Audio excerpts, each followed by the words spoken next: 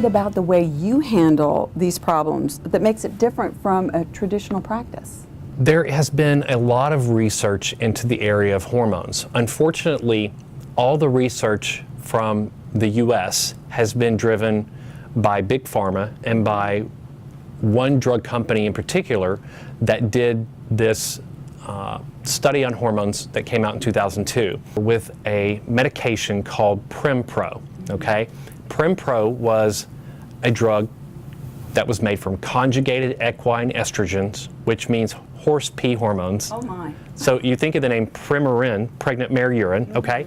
And then Pro, which is the progesterone-like component. It's called a progestin. They were invented for use in birth control pills, okay? So we took these two compounds that the body doesn't recognize fully, we put them together, and we treated women for menopause, all right? The difference is what we're doing now is using what's called a bioidentical or human identical hormone.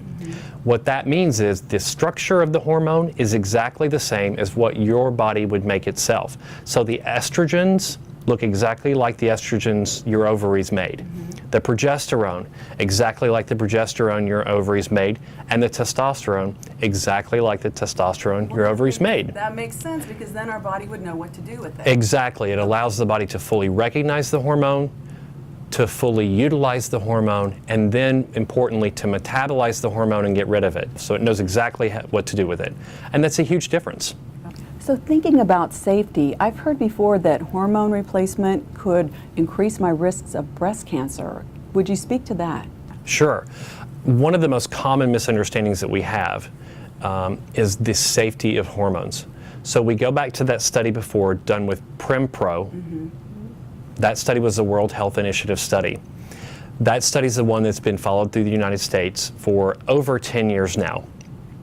And that first piece of data that came out in 2002 said hormone replacement put women at an increased risk for breast cancer, an increased risk for stroke, an increased risk for heart disease, and an increased risk for blood clots. Well, if you think about that, it's kind of a no-brainer. We shouldn't be doing it at all, right? Right. Of course. So here's the part that you don't know. Prempro, like we talked about, is a non-bioidentical. It's not estradiol. It's not progesterone. It's not testosterone. It acts differently. In France, they've done studies that were just on the bioidenticals, specifically estradiol and progesterone. There was one study that came out in 2005 where 54,000 women had been on estradiol and progesterone plus or minus 7 years, okay? And those women showed that there was no increase of breast cancer, decreased risk of cardiovascular disease, and decreased risk of osteoporosis.